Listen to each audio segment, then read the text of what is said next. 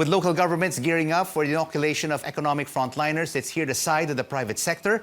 Presidential Advisor for Entrepreneurship, Joey Concepcion, joins us tonight. Joey, thank you so much for joining us. Is it final that the delay of the arrival of the private sector supply of AstraZeneca vaccines will be delayed 3 to 4 weeks? Yes, so basically it's been moved to July, mid-July, 1.175 million. So basically, and another 1.17 million will be coming in on August.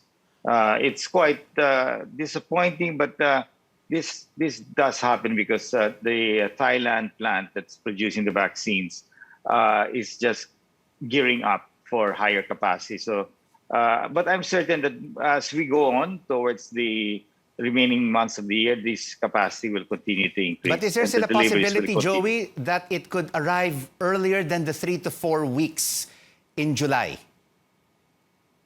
Sorry, what again? Is there still a possibility that it could still come in earlier, the supply of AstraZeneca vaccines for the private sector? No, it's definite that it's arriving mid-July and mid-August. These are the set timelines for at least the 1.175 million each for July and August. But, you know, that will continue all the way, no? From September all the way to December. This is a total of 17 million doses that has been committed to be delivered by AstraZeneca up to February next year, no? So these 17 million doses will start this July up to February next year. No?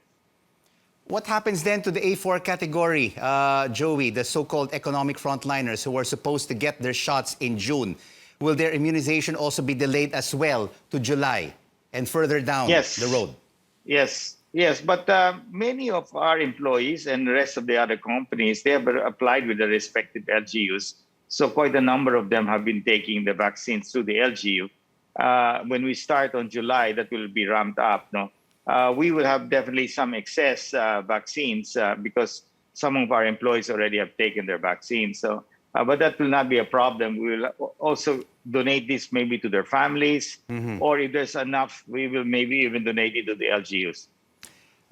For these employees that will be inoculated in July when the AstraZeneca vaccines arise for the private sector, will they be vaccinated in the respective LGUs, or have vaccination facilities of companies have already set up their own facilities?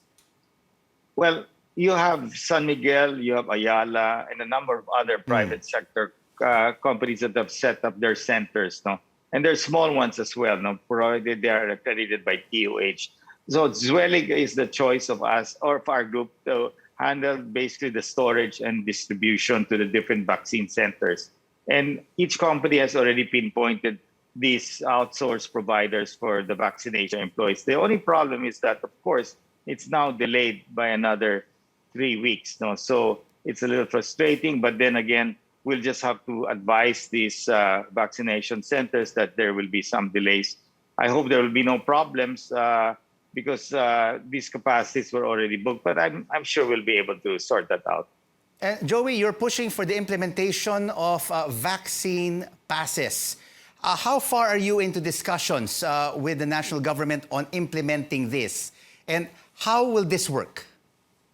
Well, it's the private sector. We've started meeting with the different business organizations.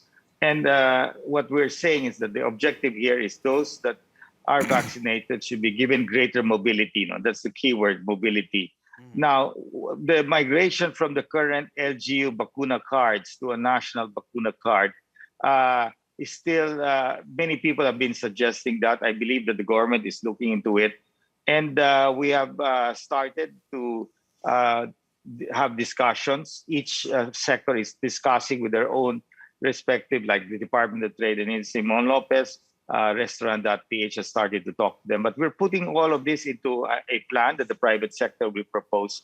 Mr. Tony Fernandez himself said in our webinar this morning that we have to really plan post, what do you call this, herd immunity, what to do.